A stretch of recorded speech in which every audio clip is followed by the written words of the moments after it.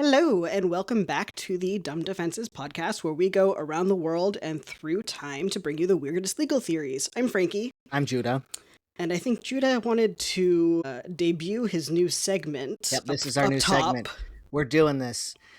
It's called What in the Fresh Hell, where we talk about things that are happening right now.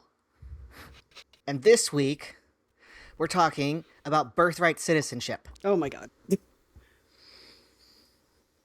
You're welcome. You couldn't have told me that in the pre-show. No, this week we're talking about birthright citizenship. All right. There's so much going on. I know there is so much going on. And let's educate our listeners about this fresh hell. Could I have picked something easier to talk about? Yes. But I'm also very angry. So I picked this one. If you have not heard because you are living under a rock, Trump tried to completely outlaw birthright citizenship, which is in the Constitution. So he sought to deny automatic citizenship to children born in the United States to people who are undocumented or people who are here on a temporary status. So let's just go back and reread. That's not the one I wanted. Reread the text of the 14th Amendment. Oh my gosh. 14th Amendment, U.S. Constitution. Hold on. It's making me promise that I'm human. Give me a sec. Are you? Are we? I'm pretty sure. Are we human or are we dancers? All persons born or naturalized in the United States and subject to the jurisdiction thereof are citizens of the United States and the state wherein they reside. That is the birthright citizenship clause of the Constitution. Of the 14th Amendment, a very, one of the more important of the amendments. Yeah, the 14th Amendment does a whole bunch of other really cool stuff, but that is the clause that we are interested in right now. Yes, so we say, if you are born here to people who are not already citizens, like you're here basically undocumented or temporary status. So what the rule has been for a century under, I forget the name, but it was a Chinese national who had a child here. What the law has been since that case, back in the late 1800s, early 1900s, something like that, for a very, very long time, is you're born here, you're a citizen, unless you are like the child of a diplomat, and that's where the subject to the jurisdiction thereof means. Yes. Like diplomats and high-level assistants to the diplomats aren't actually subject to U.S. jurisdiction when they're here because they just stay on the embassy, which is technically not U.S. soil. Not U.S. soil. The embassy is whatever country. It is Swiss soil. It is Canadian soil. You are Canadian. You're and therefore you've been born in Canada. That's also why if you're born in an embassy abroad, you're still an American citizen. You are still an American citizen because that is U.S. soil. Right. Also, I mean, if two American citizens have a child abroad, they can actually pass their citizenship down. That's a whole other thing. Yes, that's not what we're talking about. For the purpose of what we're talking about, you're born here and your parents are not diplomats. You are a citizen. You are a citizen. Very, very well settled law. Kim Wong Ark, I think, is the name of the case that I was thinking of. And Trump tried to overturn by executive order part of the U.S. Constitution, which would also P.S. impact one of its proponents, Marco Rubio, and fuck that guy. Yeah. So okay, this went all the way up the court system. This went all the way up the court system, and it went all the way up the court system very quickly. And it only passed by 5-4. Why did it not pass 6-3. by 9-0? Well, I mean, it passed. So in Trump v. Barbara, yeah, which was decided on just June 30th of this year, yeah, the Supreme Court ruled that President Trump's 2025 executive order is a non-starter. Mm-hmm. And they just used the 14th Amendment that already existed. So In this case, Judah says it's 6-3, I say it's 5-4. Here's where the glitch in that is. There were 5 people solid in the majority. And then Kavanaugh wrote separately, concurring. So technically 6-3, but he came up with this weird ass, like, well, Congress can fix it. So that's why I'm like, it's not fully 6-3. It's 5-4. Okay. In my opinion. All right. I mean, now you've explained that. And then on August 6th, Trump signs 2 new executive orders trying to circumnavigate the Barbara ruling. So he is firmly, I'm still going to say firmly smacked down by a really, really right-leaning, pro-Trump Supreme Court. Well, 3 of the justices were handpicked by him. Yes.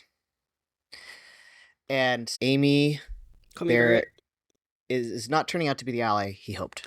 No, I'm actually pleasantly surprised. Like, she still has her leanings, but I've actually been pleasantly surprised with her ability to, like, analyze stuff and be independent, which is not what I was expecting. Yeah, I was just doing some reading about disability justice, and this court is being referred to as the post-Ginsburg court. Yeah. Like, we already have a title. So, 2 new executive orders, both come on August 6th. First executive order aims to halt birth tourism. Which is already, like, kind of illegal anyways. Yeah. And not really a thing that happens. So this is I think this one is a for-show. Mm-hmm. So this is for the base. This doesn't eliminate the ability to be born here and be a citizen here. It is directing the State Department and Homeland Security to halt people from being able to come into the United States if they're pregnant for the purpose of giving birth. Yep. So which, if we extrapolate that out, could turn into all sorts of really invasive examinations. Questions about your fertility status. Yeah, and potentially examinations, because who knows with the 47 days that ICE is trained on. So let's talk about these both, and we're going to see if we think they're going to stick or flop. So ending birth tourism. The second is called the executive order. Oh my God. I hate the titles of the executive orders. Continuing to protect the meaning and value of American citizenships. Blah, blah. So this denies birthright citizenship to children of, quote, alien enemies. That is members of foreign terrorist organizations or individuals lobbying for foreign governments or those using fraud. So the children would not have birthright citizenship. So he's already tried to invoke the Alien Enemies Act and nobody's buying it. Okay, so the ACLU was ready. Yep. Oh, ready. Absolutely. They were one of the 2 original petitioners on the Barber case, and they were like, let's go. Boom. They are in there swinging. Here's my take. I think the ending birth tourism executive order will stick, and the continuing to protect the meaning and value of American citizenship will flop. I don't know if either of them are going to stick because they made their intentions clear. There's a whole lot of enforcement that's going to be a problem with the birth tourism one. With the other one, what I'm hearing is that it kind of is already there with the subject to the jurisdiction thereof, right? I mean, diplomats already doesn't apply. Are we just declaring everybody who's foreign alien enemy? Because that's what they were trying to do before with all the Tren de Aragua stuff. I'm going to defend my proposition. So here we are procedurally. The Barber decision has come out. And when a higher court makes a decision, it most of the time shoots it back down to the lower court for the implementation. Right.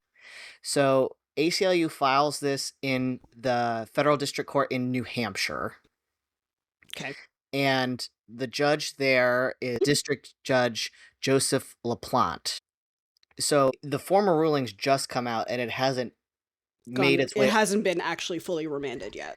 Correct. Like, the order has been put out, but nothing's happened yet. Correct. So we are in a sticky spot of a little bit of a waiting game. The U.S. District Judge Joseph LaPlante was pretty clear about no. And that now the ACLU has refiled into New Hampshire District Court. So there's a lot of things about like exactly where this is going to go right now is unclear.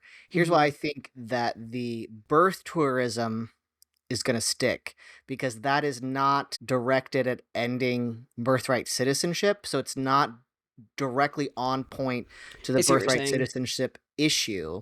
It's a directive directly to a federal agency responsible for issuing visas. And so I think that one is going to fly. I think the number 2, because this is like going to be right on point, we'll be able to cite the Barbara case in this new case about this next one of like that it's going to be overbroad. There's a lot of issues in addition to the Barbara case that come up in the continuing to protect the meaning and value of American citizenship action.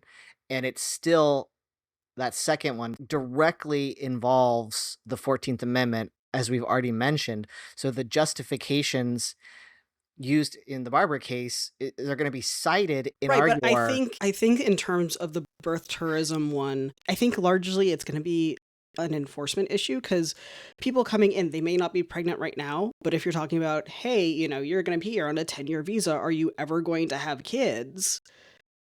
Right? Well, like, that becomes an issue once they come in here, that if they didn't think they were going to have kids and then they met somebody and then they had either had an oopsie or had a plan, like got married or whatever, then are they going to be held liable for fraud when like 8 years ago they said they weren't planning on having children when they come out? It's going to be an enforcement nightmare. And then you have that child who, it wasn't technically birth tourism, but they're going to try and get that kid to not be a U.S. citizen because of birth tourism. I think this is going to generate successful suits based on what you're saying. Yeah. But it's specifically, this references the intention upon entering the United States. When you are entering the United States, not remaining. So it's like a reverse burglary that you could develop an intent. It specifically says people entering the United States for the purpose of giving birth on American soil. So that would be the intention at the time of entering. And if those people are already here, that child's an American citizen, it's about denying them visas.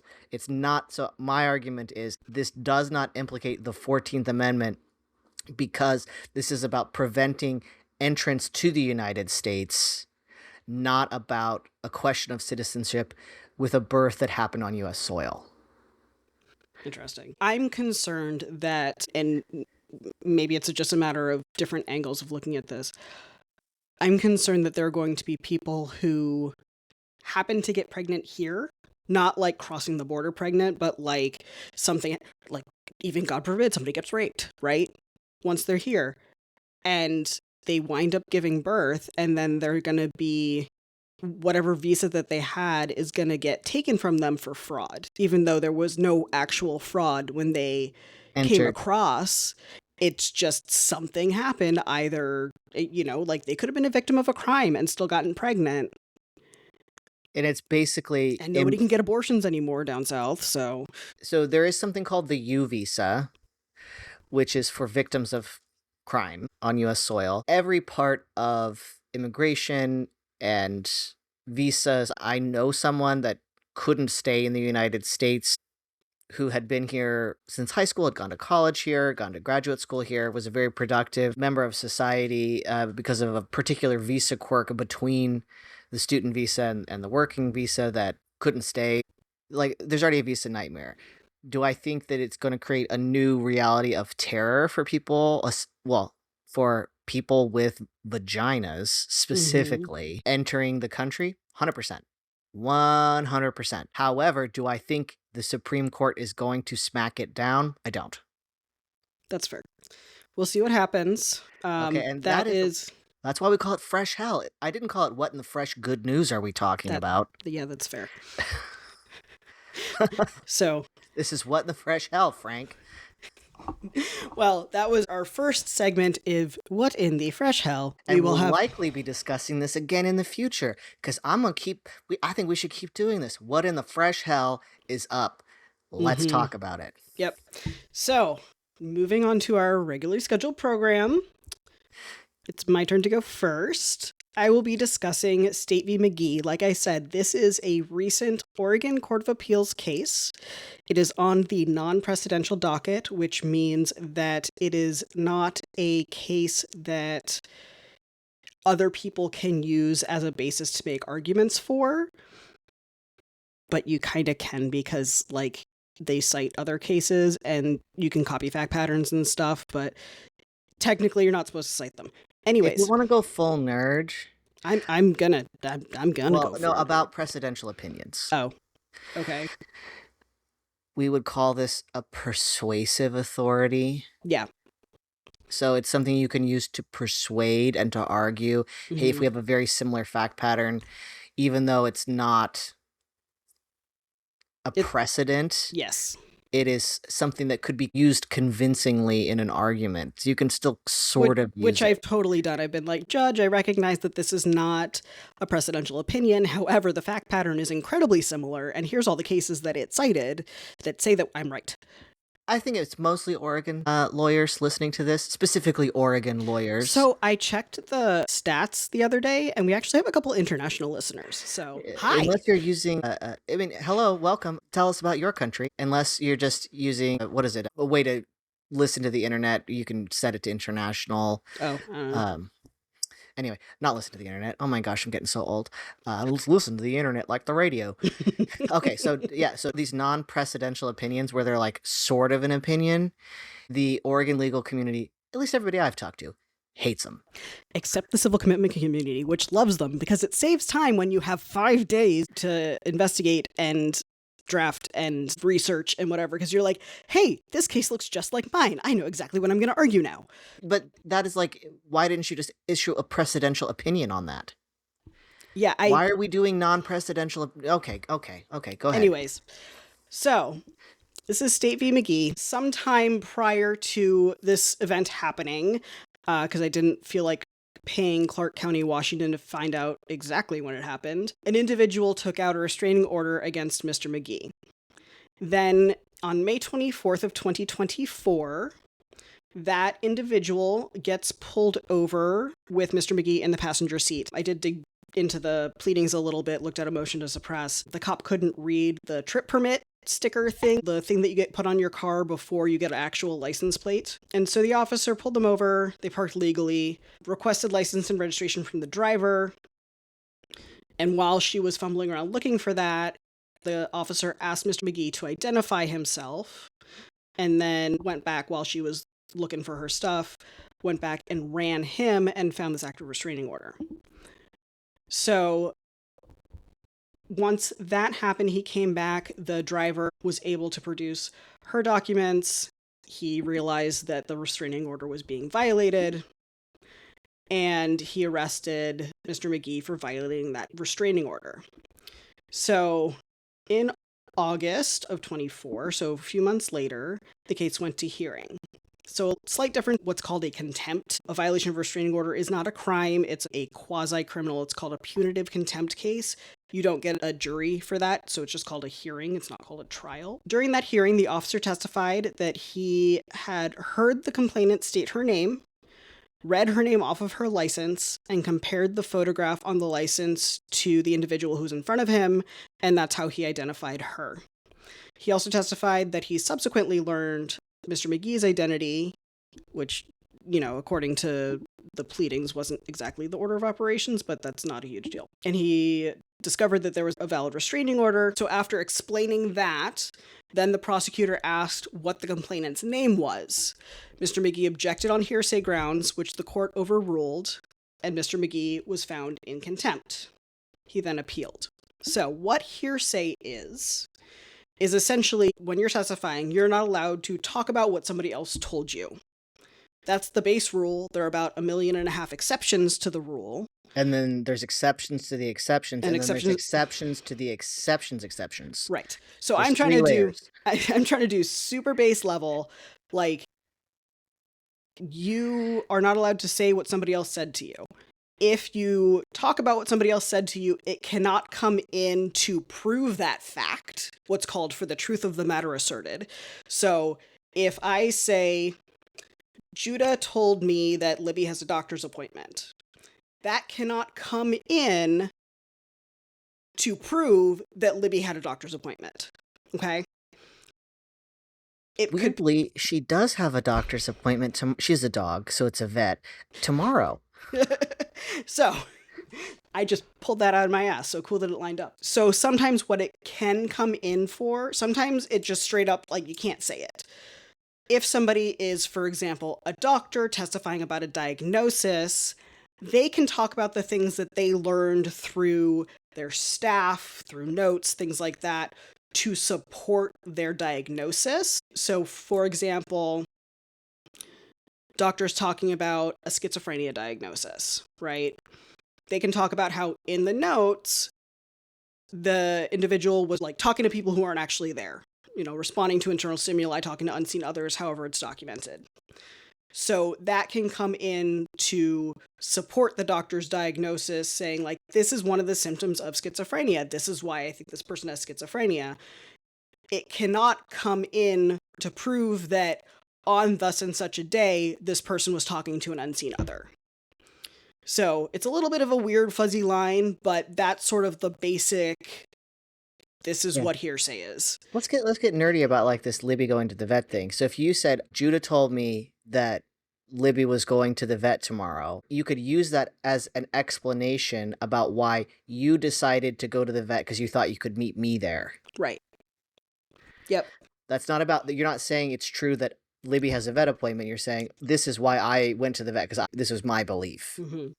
Because I could meet my friend and his dog there. Yep. And that's how a lot of hearsay gets in through police officers, because they're like, this is why I was sent to investigate this thing. Yeah. It's not because, like, they know for a fact that this other thing happened. It's, this is what I was told so that I could go do my investigation. Yes. Right? Okay. So that's kind of like taking about 3 weeks of a law school course and putting it in 2.5 minutes. So, on appeal, Mr. McGee argued that the court committed error when admitting the hearsay evidence of the complainant stating her name and the name being on the license. So, when things are on appeal, even if there is an error, like even if the judge made a mistake, there's a possibility that the Court of Appeals could deem that to be harmless error. Okay? What that means is that even though the decision that the court made in this case to overrule the hearsay objection was technically incorrect, it wouldn't have changed the outcome of the case. So in order to make a decision as to whether or not an error is harmless, the Court of Appeals looks at the entirety of the evidence in front of them. So Mr. McGee's theory of the hearsay was that the writing on the driver's license, the name, date of birth, what have you, on the driver's license, constitutes an out-of-court statement and is therefore inadmissible hearsay. So remember, an out-of-court statement is something that is said by someone in one way or another. It could also be an assertion made by movement, like pointing, hey, where did he go? He went, and you just point instead of saying he went that way. Stuff like that. Statement is very, very broad. Okay. And I must say, I've not made this specific argument, but I have made esoteric arguments like this in regards to hearsay. So I call this, Frankie, spaghetti time. Yeah. Yep. where you have a bunch of noodles and you're going to throw all the noodles at the wall and you're going to hope one of the noodles sticks to the wall and that noodle's going to get you all the way through the Court of Appeals. So, I have absolutely made arguments like this for hearsay. For example, in a statutory rape case, right? It's a crime because the person was underage. Okay? Prosecutor asks the complaining witness how old she is. That is hearsay. Why is it hearsay, Judah? If they're asking the complaining witness directly? Mm-hmm. How does the complaining witness know how old she is? Oh my gosh, because of other facts. What Because she's been other told. people have told her that you were born on this day. I bet right? that didn't fly. So, it actually did. But of course, then you can introduce like a certified copy of the birth certificate. You can have complainant's mom testify, stuff like that, provided that it's like birth mom and not like adoptive mom or whatever. Like, there are ways around it, but like, yes, if you say how old you are, that is hearsay because you were not cognizant of a damn thing when you were born. Okay. I mean, right? So, like, I've absolutely made this kind of esoteric argument before, and it's at least put the prosecutor on their back foot, right? So, you look like you have opinions. I mean, I don't have opinions. I'm going back and thinking in my mind of all the times I've been like, I have precious few arguments, and I've spent hours like scraping. Have you ever made spaghetti squash? You're trying to get all the spaghetti All the squash spaghettis out of it, yeah. out of the rind, and you're just eventually scraping rind, hoping that one more piece is going to dislodge. Yep. Where I've been doing that in my brain because I'm so preciously screwed at trial. And then afterwards be like, that wasn't a very good argument. I was like, that is the argument that I had. Well, and I mean, sometimes that's what sticks. Like, we got decent case law out of the Court of Appeals in terms of inventory searches of vehicles. Oh, love that. Where the Court of Appeals said that the rule became, in the event of an inventory search, the suspect should be allowed to, if there's a purse or a backpack in the car, exempt that from the search and give it to somebody else, right? That, because I used to work with the guy who made that argument. That was a throwaway argument when he felt like he was losing his argument. He was like, well, then they should have just let her take the purse. That throwaway argument has become the rule. So also the rule about administrative searches was all because the defense attorney had no other, there was no rule. The rule did not exist about administrative searches. Yep. And the Court of Appeals, or maybe it was the Oregon Supreme Court, I forget which one, manufactured guidelines for how administrative searches must occur to be valid, and they are so good for the defense. And that was just a throwaway one.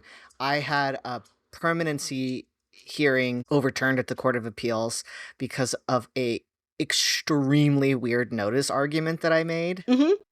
So you try it. Yeah. So what ultimately happens in this particular case with the hearsay argument that the name on the license is an out-of-court statement is the court sidesteps the issue. Of course. Of course they do, because it's too cute for them to fully resolve. Well, and it's a non-presidential opinion, so they don't actually have to resolve the big issue, right? So they declined to determine whether the writing on the driver's license constitutes a statement, and rather decided that if it did, the error was harmless. Why was the error harmless? Why do you think? Why the error? Is it because of her statements? No, it's essentially because it was waived. Okay. So what happens is, in Mr. McGee's opening statement and theory of the case, he laid out that the two people were in the car together, but that any violation of the restraining order was not willful because Mr. McGee believed that the restraining order had been dropped. Okay. So he essentially admits in his opening statement that he was in violation of the order. The court also said that it was harmless because the information on the driver's license would be cumulative. This was because, or unless you want to take a guess as to why. No, because I didn't read the facts of the case. Okay. I didn't even try to look this up. So the officer testified that he performed the traffic stop and determined that the complaining witness was the driver, and Mr. McGee did not object to that statement. And so there was unchallenged evidence that she was the driver. So he didn't object early enough, right?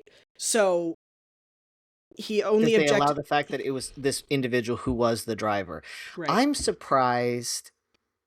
I mean, in this, had it been done a little bit differently, there is a pretty good unreasonable search argument for the passenger. There is. They did file a motion to suppress on that. I didn't dive into it because it didn't fly and the Court of Appeals didn't take it up. But they did file a motion to suppress for an extension of the stop, right? Under a case called Ariella Botello, which essentially says that you, cop, are only allowed to talk to individuals in a vehicle about the reason for the stop. The reason for the stop in this case was the expired or Travel not pass. visible travel pass. The court at the trial level ruled that it wasn't an unlawful extension of the stop because the complaining witness took so long to find her documents that it was all part of the same stop. And that the officer testified that he was running the defendant's name because when people are fumbling around for the documents so much, sometimes it means that they don't have a license, and he was trying to figure out if this guy was a licensed driver and could take the car home. Okay. So yeah. So that's why that didn't go up. Here's a fun thing that I learned recently about Oregon's traffic code. Oh. Did you know that citizens can write each other tickets? I vaguely remember that. Yeah, so it's very hard. It's almost impossible to do, but you as a citizen can attempt to write another citizen a traffic ticket, but it has to be very formally co-signed by a law officer. Oh. And also, another thing, so I don't know if I told you about this, but Megan's back license plate was stolen, and we had to, just the back one. Just the back license plate. Yes. And we knew it was stolen because the screws were missing. It didn't just fall off. Like the whole thing, somebody took the screws off, took the license plate off. So obviously we went to the DMV to get the temps because they have to mail you the new license plate. And we had to take her front license plate off in order to put the travel pass on, because you can't have two license plates. Two license plates. Or two conflicting license plates. Yeah. So we had a perfectly functional license plate we had to remove, and then we got this other, then we had to put them all back on. It was a whole thing. Was she able to keep the same license plate number? Yeah. Oh, okay. Yeah, they just replaced the back plate, but it was also really annoying because somebody stole our license plate. We had to pay a bunch of money to get a new license plate. Yeah. Well, that might come back, because then if whoever's using that license plate gets pulled over, that could be a problem. But so anyways, for those two reasons, essentially that the defense attorney waived their argument, they decided that the error was harmless. They've really just danced around. Like, you see them just sidestepping it, but whenever you see them sidestepping, like diving into an opinion, we even talk about this at conferences. That means try it again, try it again, try it again. It, like, this was not the right set of facts, but try it again. Yeah, and it's frustrating, like, as trial counsel, when you feel like you made a really good record, and then they either sidestep the main issue that you brought up, or they, like, went for the low-hanging fruit, and you're like, no, we needed clarity on this thing. I once had a motion to dismiss that I lost, where I felt like I made this really excellent record because the motion was made prior to the permanency plan changing, which in Oregon means that the burden is still on the state to prove. So I made this really great extensive argument about how the state hadn't met their burden. And I lost the motion to dismiss, and I wound up getting it overturned because of a minor argument that I made about improper judicial notice that just totally sidestepped the whole issue. And they're like, well, where there's improper judicial notice, the error wasn't harmless. And I was like, you just completely did not address the main thrust. They went for the low-hanging fruit because they didn't want to have to deal with it. Yeah. It happens. I had a case where, like, there was this kind of open question of law, and I made a really clear record on it. It was a civil commitment case, right? And so I made this really really strong record on this piece of law that I've been trying to get clarity on. And then the court's like, well, the hearing was held on day 6, so that's why we're reversing it. I was like, no! Well, yeah, I mean, there was an attorney that did our civil commitments when we were back at Umpqua Valley Public Defender that was absolutely notorious for winning on a technicality on civil commitments, like legend status. I mean, I learned all of that stuff from him. Okay, so that's interesting because we went partial nerd, I think more rage nerd at the Birthright Citizen. By the way, we support immigrants. Absolutely. 100%. Regardless of documentation status. Yep. And also, the original birthright citizenship order was like, if your mom was not, it was weird. Like, it was like very weirdly specific about which parent and this, that, and the other thing. And I'm like, I don't think Trump's kids are citizens under this. Well, it's just, anyways, we support immigrants regardless of documentation status on this channel.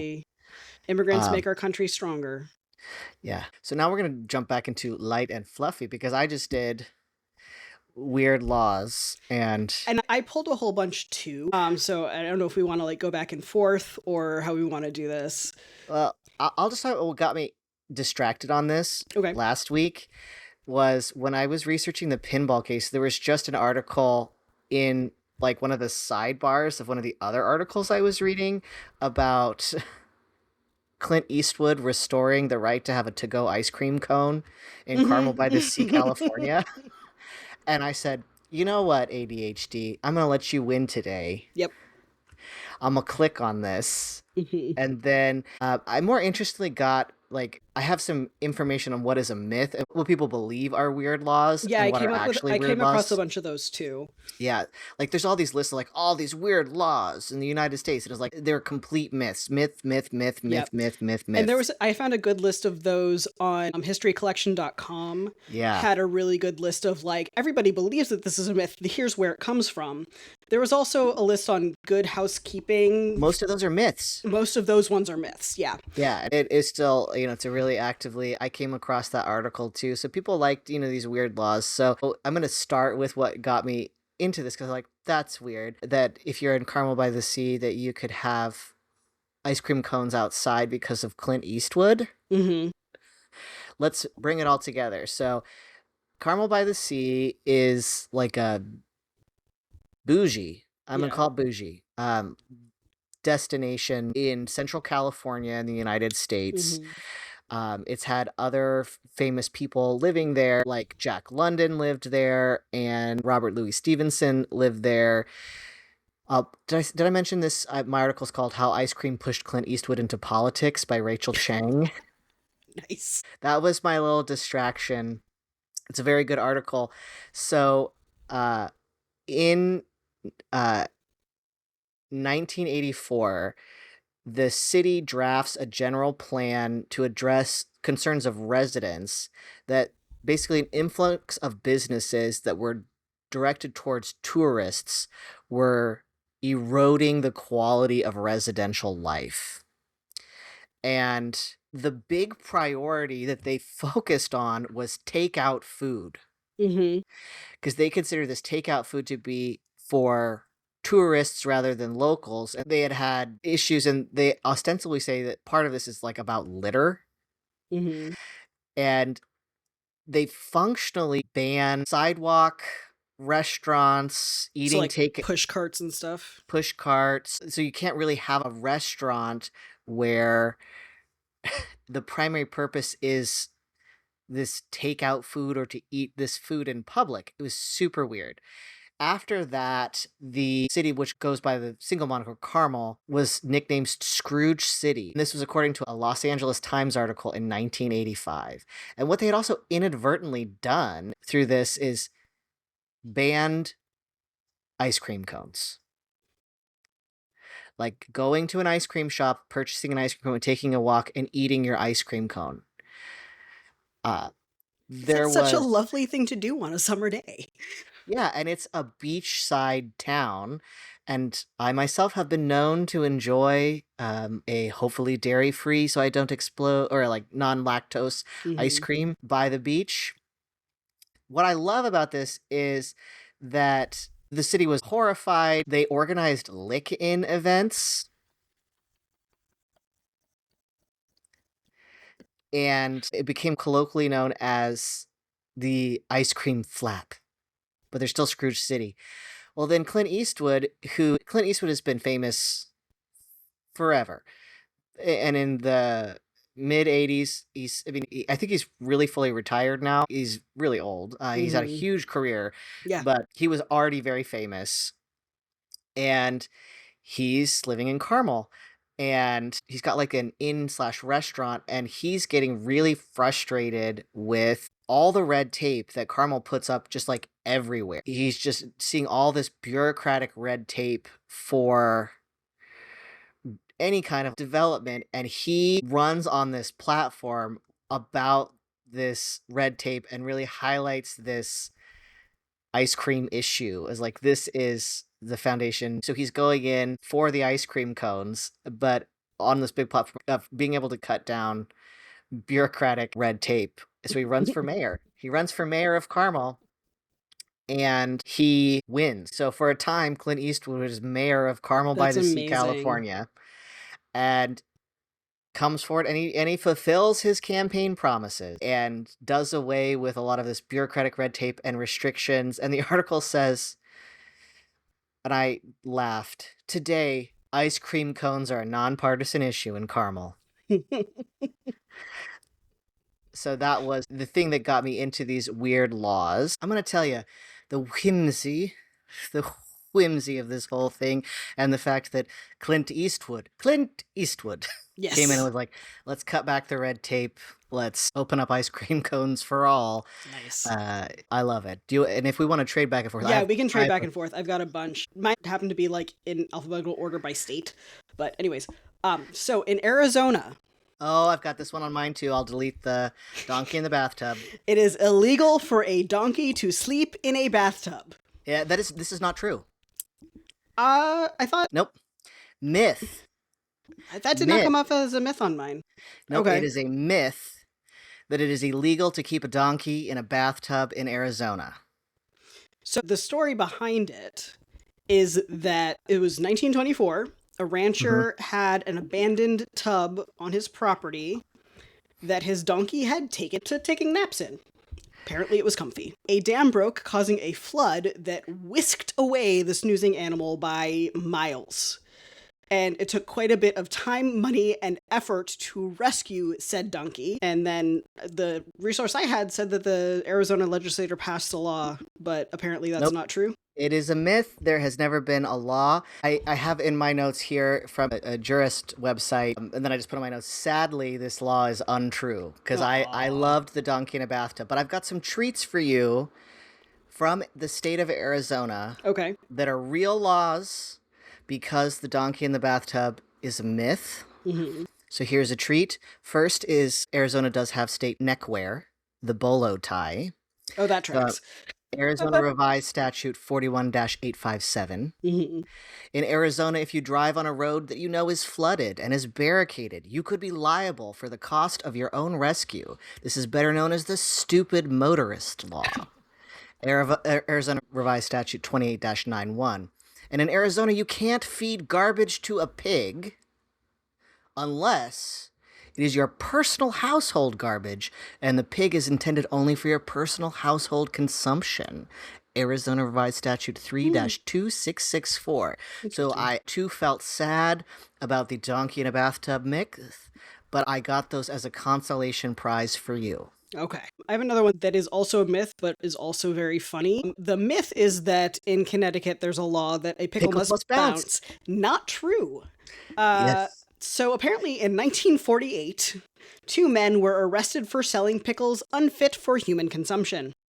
The state food and drug commissioner was demonstrating to the public ways to test if their pickles were safe by dropping them on the floor from about a foot in the air. And if they bounced, they were edible. If they didn't, they weren't. But when determining whether pickles were safe to put back on the shelves, the state did actually use lab testing and not just bouncing them. Well, in there, they actually did try to bounce these pickles. Sparrow and Dexler were the alleged pickle malfeasants. And they did use the pickle drop test, and Mr. Sparrow was arrested, paid a $500 fine, and the pair's pickles were destroyed. Yes. I want to add in there, Connecticut from 1949 to 2002 had a very charming law that town and probate records could not be kept where liquor was sold. And if they were, the penalty was to the judge. Like giving the liquor to the judge? No, the penalty for keeping the records where liquor was sold, the penalty was on the judge. Oh. All right, well, I'm going to throw in here, because I know you've got margarine stuff, but I've got what I think is an excellent margarine story for you. So in Wisconsin today, you cannot pretend margarine is butter at a restaurant or prison, and you mostly can't serve it. The law is 97.18 oleomargarine regulations. Yes. If you are a customer at a restaurant, you must specifically request margarine as a substitute for table butter to even get margarine. Yep. And they have some very charming specifics about today how margarine or oleomargarine must be retailed. So the net weight of the contents of any package of margarine sold in a retail establishment is 1 pound. There has to be on the label the word oleomargarine or margarine, and I'm quoting, in a type or lettering at least as large as any other type or lettering on the label, in a color of print which clearly contrasts with its background, and a full and accurate statement of the ingredients contained in the oleomargarine or margarine, and each part of the contents of the package is contained in a wrapper or separate container which bears the word oleomargarine or margarine in a type lettering not smaller than 20-point type. They hate margarine in Wisconsin. It goes up until 1967, it was illegal to sell it at all.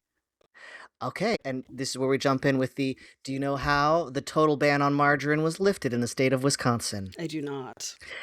Fantastic. I went whole hog on this. So margarine, if you're one of our international listeners, is a famous dairy state, famous for its dairy in the U.S. And my lovely wife was recently there for a swimming competition, but unfortunately it was in the middle of winter. And I said, did you go to a cheese factory? No. And I was very disappointed. Okay, so there's a total ban. There's actually several states had total bans on margarine. And Wisconsin, since the late 1900s, had a set of laws designed to protect the dairy industry in Wisconsin. But they were the last of the states to overturn a total ban on specifically yellow margarine. Total ban. Yellow margarine could not be sold in the state of Wisconsin. But in 1965, a young state senator was frustrated with having his efforts at overturning the margarine ban being foiled. So he challenged the most ardent pro-butter state senator named Gordon Roseleip to a blind taste test, a public blind taste test. God. This blind taste test occurred, and Senator Roseleip confidently chose the margarine as being good quality Wisconsin butter. Oh my God. A flub that made national news, and 2 years later, the total ban was overturned. Here's the twist in the story. After his death in 1989, Roseleip's family members reported that he had been secretly being fed margarine smuggled from Iowa for years at home prior to the blind taste test out of concern for his health. So I retrieved this from the Capitol Press by an article by Scott Bauer. That's titled amazing. Wisconsin Ban on Margarine Targeted for Repeal. And I also want to cite, so I used for the Arizona story, Endurus.com, the Pickle Must Bounce story, 2 articles, both with charming names. Bouncing Pickles Banned Silly String, Random Connecticut Laws Over the Years by Olivia Perrault, and from the Connecticut State Library titled The Pickle Law by librarian Deborah Pond. So that's where I got that charming story. And I retrieved the 98.18 law about the current oleomargarine from the Wisconsin State Code Archive. And now I would like to talk to you about profanity. Oh? Do you have any profanity bans? I'm looking. I mean, aside from the one we talked about a few... Well, I guess that's not profanity, that's obscenity, but... Nope, this is profanity, just profanity. I don't know that I got that one. Until 2020, it was illegal to use profanity in public in the Commonwealth of Virginia, punishable as a 4th-degree misdemeanor. Only overturned in 2020. I retrieved this from a local Virginia news website, 10tv.com, which links you to like a WBH something, local Virginia. However, there are still, although even the states and municipalities acknowledge that these are unenforceable because of free speech, in Mississippi, state law contains a statute that criminalizes using profane, vulgar, or indecent language in a public place or over the phone. In Alabama, the state code contains provisions where using abusive or obscene language in public to intentionally cause annoyance can be cited as disorderly conduct. South Carolina still has statutes that maintain historical references that penalize public profanity and obscenity. Go back to last week's episode if you want to hear more about boobs. And in Oklahoma, an old state law explicitly bans the use of profane language in public places, specifically noting restrictions around women, oh Malanta, and children. In Middleborough, Massachusetts. Have you ever been to Middleborough, Massachusetts? I've probably driven through it. Yeah. They intentionally kept, very recently, a local bylaw starting in 1968 that allows police to issue a $20 fine for swearing in public. Even the state attorney general's office and the courts have noted it likely violates free speech. Calais, Maine, maintains a municipal ordinance that bans the use of abusive and profane language just within city parks. So go to the sidewalk, please, to swear. Several local Nebraska towns, smaller, have drafted their own city ordinances banning public cursing to their small towns, just noted. I couldn't actually find any more information other than the small towns in Nebraska, but that seems legit. There's been a wave of repeals to avoid civil rights lawsuits, like the one that recently happened in Utica, Michigan. Yeah. Utica? Utica? Utica. I mean, there's one in New York also, and they pronounce it Utica. Okay, well, we're going to go with the New York pronunciation. Sorry, Michiganders, if I've mispronounced a town you may or may not have been to. So, swearing. A lot of swearing. I have a bunch of weird ones from all over the place. In Gainesville, Georgia, it is illegal to eat fried chicken in any other way but with your hands. Like fork and knife. Did you find the actual law? I think I closed the tab that I was using, but I believe that was one that linked to the actual law that went into effect in 1961. In Kentucky, a woman cannot marry the same man more than 3 times. Yes, 4th time is no. Can I tell a little sidebar Kentucky story? So my mom was born and raised in Kentucky, and it is a beautiful state. We're sorry that Mitch McConnell has survived, but it is a beautiful state. Many, many lovely people. Good food. So when my mom married my first stepdad, they decided to get married in Kentucky. And they were sitting down at the registry office to get their marriage license. And the woman across the way just goes, "Y'all aren't kin, are you?" And had to clarify to them that it was illegal in Kentucky to marry your first cousin, and they would have to go to a neighboring state if they were first cousins. And my mother and then stepfather did assure and have to sign a form indicating that they were not first blood cousins or closer. Right. Yep. Yep, but there are states in that general vicinity where that is legal. That is legal. And my great-great-grandparents were second cousins. Yep, that is a thing that happens. Another one I found was that in New Jersey, you cannot wear a bulletproof vest while committing enumerated crimes. Yes, so if you are wearing body armor, I read that one. It's unlawful use of body vests. It's 2C 39-13. A person is guilty of the crime when he uses or wears a body vest while engaged in the commission of or attempts to commit or flight after committing or attempting to commit murder, manslaughter, robbery, sexual assault, burglary, kidnapping, criminal escape, or assault under these other statutes. So you could, in theory, like, steal something and wear body armor, and it's legal. I mean, not the theft, obviously, but the wearing of the body armor. It's only being charged with a separate crime. It's only those enumerated crimes that you get the extra crime on top of it. So I have an Oregon local. I have an Oregon local one as well. Let's compare. It is illegal to hunt in a graveyard in Oregon. I saw that one. I also saw even more local. Not like local to us, but like small. In Hood River, it's illegal to juggle. Illegal to juggle in Hood River. If It's a city ordinance, apparently. They should outlaw mimes. But I tried to dig more because it became illegal in Oregon to hunt in a graveyard in 1973. Yeah, it was really recent. Like, yes, and the law was amended in 1984. mm-hmm. It is still illegal to hunt hunting in cemeteries. The word is cemeteries. Yeah. It is a misdemeanor. Yep. So it's not a hunting violation. It is a crime. Yep. I really wanted to find the story of why it became so necessary to outlaw hunting in a cemetery in the 70s. And when I tried to dig that far back into the legislative history, I started just getting huge like blocks of things that I couldn't search through, and then I immediately gave up.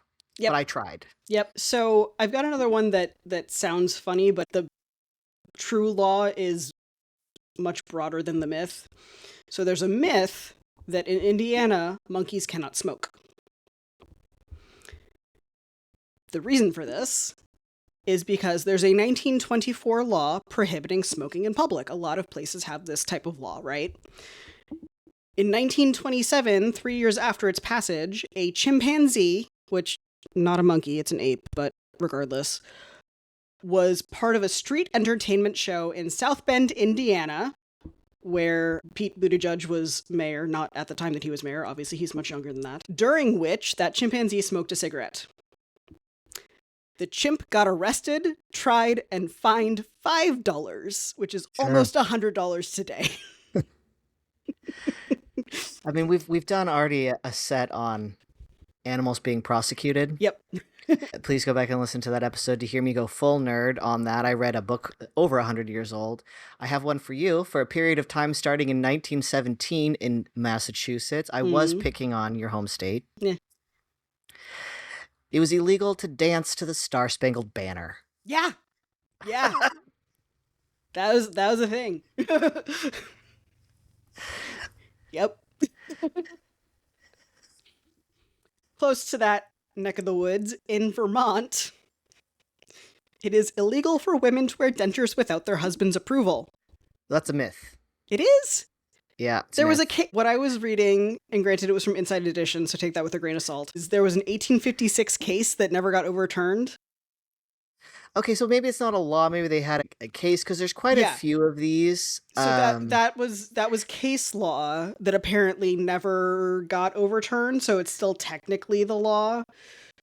Which there's that thing that I was trying to get to the bottom of so hard, and I couldn't fundamentally get to the bottom of it. Is it illegal to put a coin in your ear in Hawaii? Yeah, I saw that on my list too. I didn't wind up writing that one down. So I was like, I'm gonna dig on this because this doesn't seem legit. But I couldn't find either legit or non-legit, and one Mhm. source that I read said, well, it's still on the books, but there's no penalty for it. Yeah. So you're not supposed to put a coin in your ear, but there's no penalty if you do put a coin in your ear. Yeah. Well, at least when I was in law school, like adultery was still on the books as a B misdemeanor in New York, like never enforced, right? I remember in 2004 when laws prohibiting consensual sodomy Mm-hmm. were deemed unlawful. And I was in eastern Washington and just over the border in neighboring Idaho. Up until that moment, consensual, what is defined as sodomy, which is like not penis in vagina sex, Right. basically, which includes like a lot of other types of sex contacts that even heterosexual couples got up to all the time, illegal. Yep. Yep. Some other fun ones that I found. In South Dakota, it's illegal to sleep in a cheese factory. Yep. Th- Yep, illegal to sleep in a cheese factory, but that's more of a heavy equipment safety thing. That's a safety thing. It's to prevent people from dozing off while they're utilizing heavy machinery. But just to flat out ban sleeping when you're not on the machinery. Anyways, another fun one I found. But wait, you can sleep in a cheese factory after the cheese has been packaged. Right, because then you're not dealing with the heavy machinery. Yeah. So in Chesapeake, Virginia, it is a misdemeanor to trick or treat over the age of 12, punishable by up to 6 months in jail or a $100 fine, or to trick or treat after 8 p.m., punishable for up to 30 days or $100, unless you're like accompanying a younger sibling. I read that as 14, not 12 when I looked that one up, and I didn't write that one down. I had it as 12. I may have misread Okay. it, but yeah. So unless you are walking around with your younger sibling to make sure they're safe, you can be charged with a misdemeanor for trick-or-treating in Chesapeake, Virginia. Intentional horse tripping Yeah, I saw that one too. is banned in 13 states, Mm-hmm. Oregon among them. California, Oregon, Arizona, Texas, New Mexico, Oklahoma, Florida, Illinois, Maine, Nebraska, and Nevada. Yep. Yeah. So they have anti-horse tripping laws Mhm. for in this is zone of animal cruelty. Cannot trip a horse. Yep. Yeah. My last one I actually really like because fuck the rich. In Wyoming, a building, and I assume that this is like 1%. a public Yeah, service that was on my a list. public service building, Yeah. not like a home. But a building that costs over $100,000 must allot 1% of those funds for art for the building, which I think is awesome because it's exposure for the artists. It's making sure that people aren't just making things big and fancy and expensive because they can. I like that law. And it was to promote local art and Yep. purchasing of local art and supporting artists. And Wyoming does have a very thriving art scene. Mm-hmm. So I also looked that one up. So of the myths, which myth do you wish was true? I really like the donkey in the bathtub. I was really disappointed that that wasn't actually true. The monkeys cannot smoke is like a myth in law, but not a myth in application. So that one's kind of borderline. Right? Because there was actually a chimpanzee that was arrested. I mean, the bouncing pickles. The bouncy pickles is just fun. The bouncing pickles is just funny. I have a jar of pickles in my fridge right now. Do you want to bounce them? Do you want to see if the pickle bounces? I think that would be fun if we, Okay. because at some point this will become a video episode if we have enough streams in a single episode. We're shooting for 1,000. The highest one I saw when I was checking the other day, I think was around 45 or 50 for a single episode. Although our shorts on Facebook have been getting 200, 300 views. We're over 400 on a couple of them. Yeah. And that's not just my mom watching them over and over. But if you want to get videos, make sure you're sharing so that we can hit Judah's ridiculously high standard of 1,000 streams for a single episode so that we can open our Patreon and get you guys video episodes. Yeah, my law partner also argued with me on that, but I feel like it's fair. I agree with Melissa. It has to be whole pickles. I feel like... Okay. Because I feel like sliced pickles will just splat. I'm going to use this instead so I of the don't floor. spill pickles everywhere. All right, I want to stay at the outset that we are not sponsored by the Vlasic Pickle Company, but my favorite snack and pickle is the Vlasic Snackums Kosher Dill.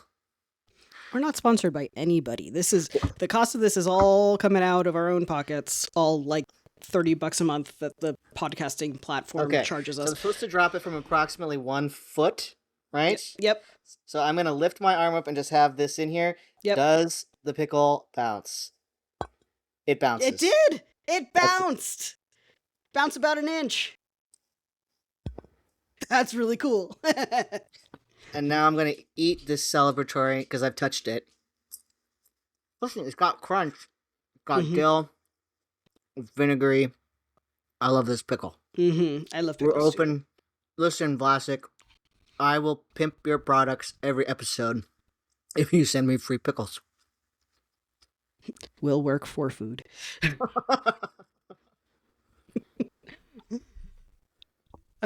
Did you have any other ones, or were we at the end? There's a bunch. Some of them, like there's a town here in 1983.